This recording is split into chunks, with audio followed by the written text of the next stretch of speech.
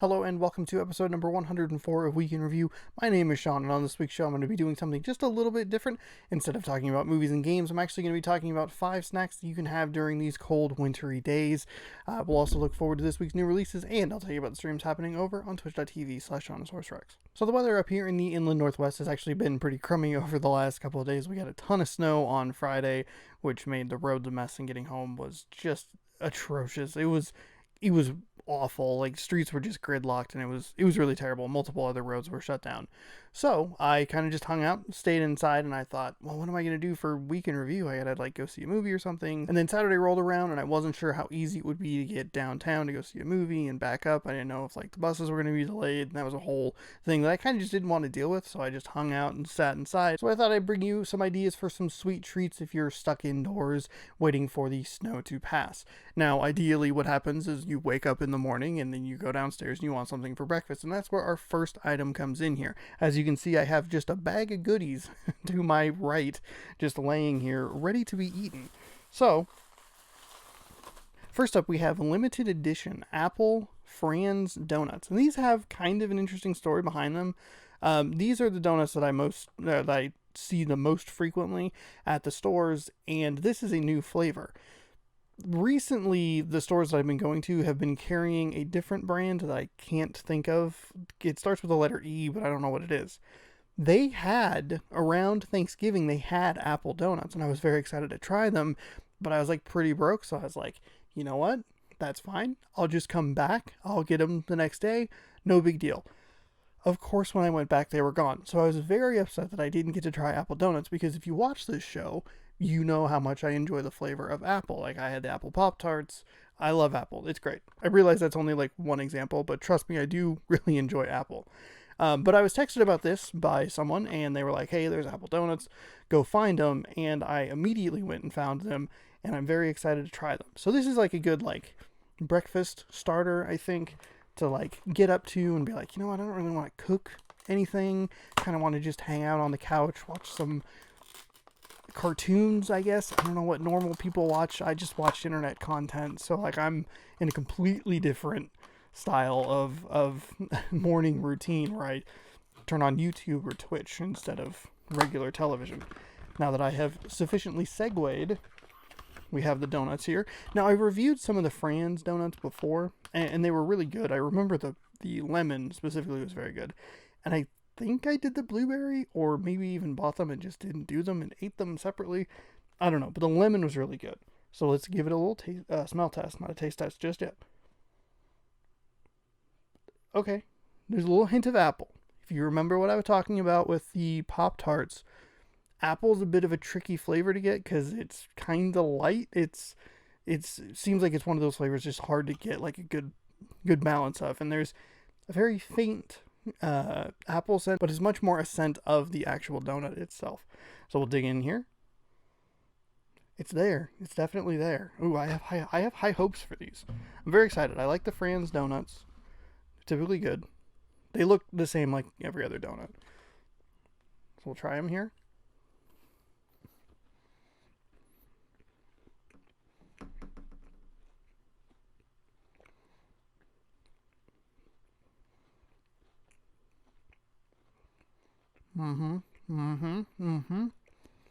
Oh yeah, these are terrific.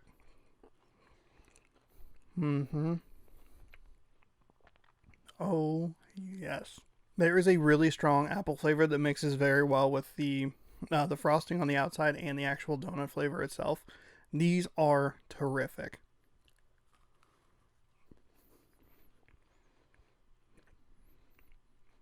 Hell yeah. I'm sitting way off to the side because I was holding the box, but I never fixed my position. Robot.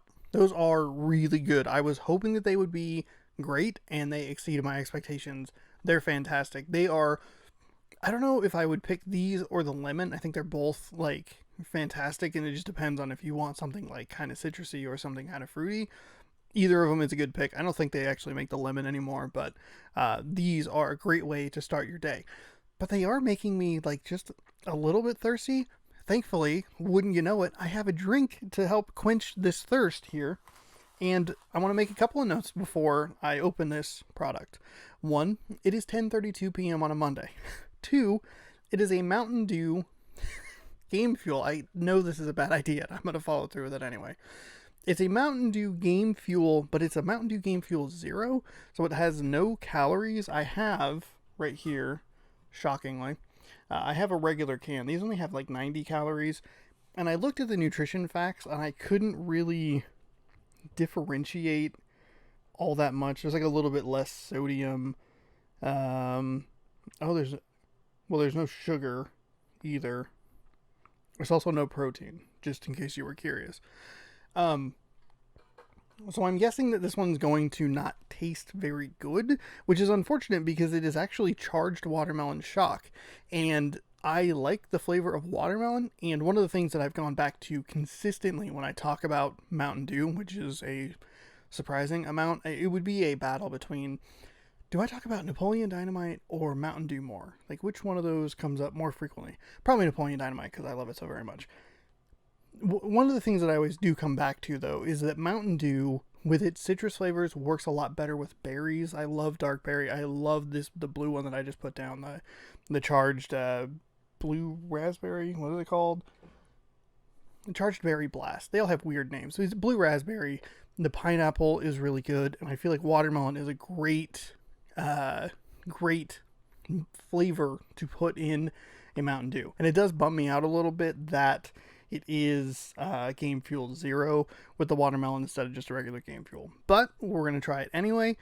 I don't remember what exactly the rankings are. I know cherry's in dead last, and then the regular is right there, like in fourth. And then I think it's orange in third, pineapple or tropical in second, and then far and away, number one is the blue. So here we go. Let's try a zero. A Game Fuel Zero. Again, 10:30, after 10:30 p.m. on a Monday. These are supposed to keep you awake, so it's gonna be a long day at work tomorrow. Oh, right off the top, you get that watermelon. You can smell it. It's there. Okay, all right, we'll try it.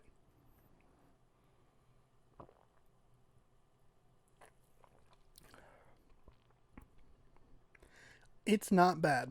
Even with the branding of Zero, it's still way better than the cherry, and I arguably would like it more than the regular Mountain Dew, because the regular Mountain Dew just doesn't really have any flavor.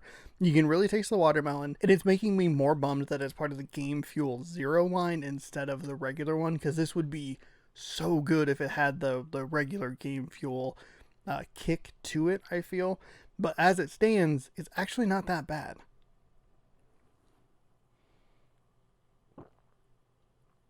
God, that watermelon is spot on. Oh, it's really good. Not like really good, but it's like really it's actually good. So far, we're 2 for 2 here between the donuts and this Game Fuel. We're batting a little bit higher than I thought we would. I thought that I would like them, but I was worried that the flavor would be too light with the Franz donuts. I thought I was going to hate this because it's a zero on the can, not like a zero in the flavor wise, or not zero from Holes. Just, it has zero on the can. I know it's going to taste different. Damn, it's actually good. That's insane. Mountain Dew, dear Mountain Dew, if you so desire, if you could put the watermelon in the regular line of Game Fuel drinks, I would be very appreciative. I'm sure that a lot of people are happy that there is a Game Fuel Zero, and I'm not disputing that. I just would love this in the regular line because it's actually good. It is the fourth best flavor you have, and it's better than 2 of your regular flavors. Mainly that's because I don't like cherry flavoring at all, and the other one, the regular original flavor, doesn't have anything. It's just regular Mountain Dew. But this is a pretty good choice and a solid addition to the Mountain Dew Game Fuel line. Now that we've had breakfast, or we can just kind of fast forward a little bit in the day, your pick. You can either have dessert after you've had your breakfast, because that's totally legit, or you can be like, I just want like a late afternoon, maybe like a little sweet snack. I have 3 options here for you. The first is sweet cinnamon Kit Kats. I will forewarn you, I don't know if you can get these anymore because I've had them for a while. And I think they were specifically released for the holiday season. So if you want them, I guess just tweet at me. Anyway, so we have some cinnamon Kit Kats here that we'll try. Okay, so we have the bag open now. We'll go ahead and grab one out. This is such a good size, as I make a bunch of noise. This is such a good size as like a demo, demo version of a Kit Kat here, especially for this show we can review, where I end up with a bunch of open stuff that I have to finish after recording. So we'll crack it open here. Smells like just a regular Kit Kat bar. I don't really smell any sort of cinnamon. I feel like cinnamon is a scent that you would really be able to pick up on, but I'm not really picking up on that. And I think, oh, nope, there it is. I'm smelling it now. Okay, there it is. Yep, you can definitely smell it. Oh boy, I just had to open it up a little bit more. All right, so we'll give this a shot. I'm just gonna eat the whole thing. That looks really sexy, I bet.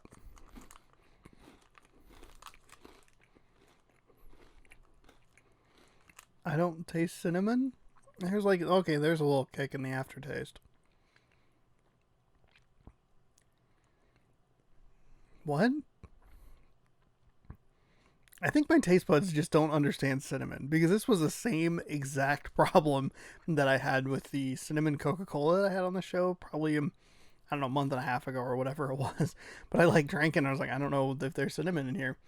There's a little bit of like a kick to the Kit Kat bar as it like goes down your throat as like an aftertaste. But as far as like biting into it, it's not like there's an explosion of cinnamon in my mouth. Granted, I don't want an explosion of cinnamon in my mouth when I'm eating a chocolate bar, but at the same time, I don't think it's really like there. And it's just weird. So this will probably be the last cinnamon item. I feel like there's something wrong with me that I'm not getting the cinnamon. It's twice now that I've been like, I don't know.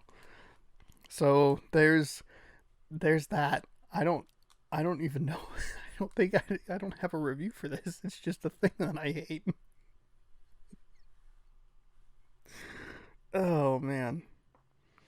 Okay, well, if cinnamon's not your flavor, maybe cookies and cream is, in which case I have a treat for you.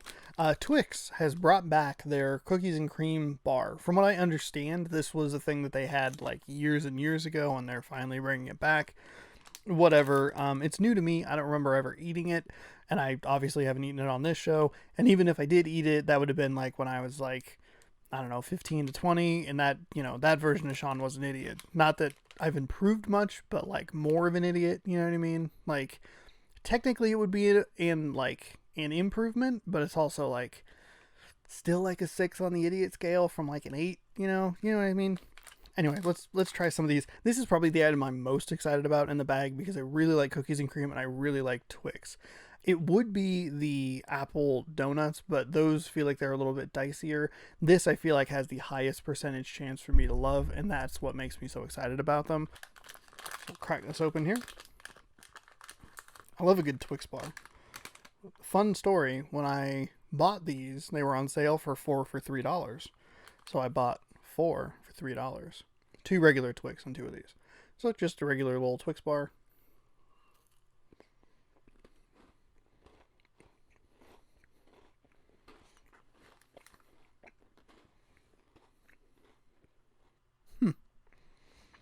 I'm not the biggest fan of that. It's not bad by any stretch of the imagination, but it's also not, it's not great. Like almost like the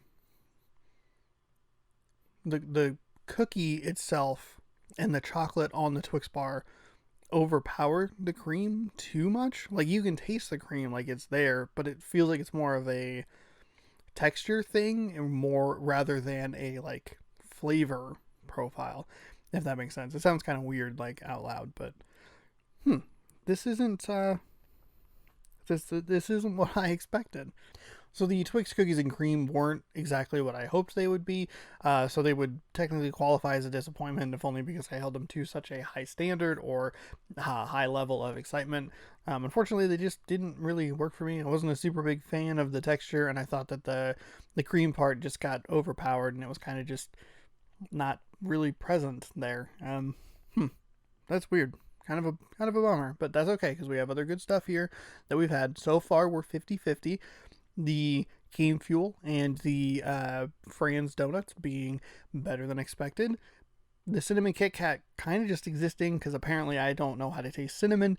And then the Cookies and Cream Twix being a little bit of a disappointment. But we have one final item. Now that our mouth's all gross and messy, but we don't necessarily want to go brush our teeth. We can fix that by eating something minty and chocolatey. And Kit Kat Duos are here to help us with that because we have Kit Kat Duos, mint and dark chocolate. Damn it. I didn't realize it was dark chocolate. I'm not a big fan of dark chocolate. So, here we go. Weirdly, I really actually like the combination of, mint and chocolate together. I really like a York peppermint patty. I just enjoy having those every once in a while. I'm not eating 14 a day of them like I would like a regular Kit Kat. But, if someone said, hey, Sean, you want a free York peppermint patty? I would say, yes, please. Presuming that I heard you and I wasn't laser focused on buying something stupid like, apple donuts or a Mountain Dew or the other candy in my basket. Otherwise, I'm not going to know what you're talking about. And it's just going to be a whole big mess. So, cracking it open during that very weird explanation, you can really smell the mint. It is very pungent. It is very obvious that it is there. This is a regular size Kit Kat bar, and it is quite literally a half and half of the green, the mint on top, and the chocolate, dark chocolate on the bottom. Apparently all the cold is making my tongue go numb.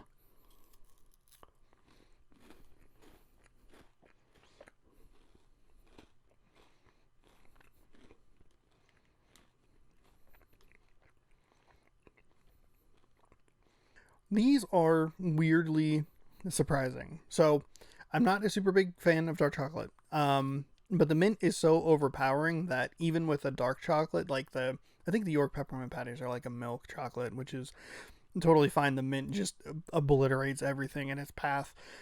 Switching to the dark, I thought it would be a little bit more balanced, or even have, or even lean the flavor profile towards the chocolate flavor.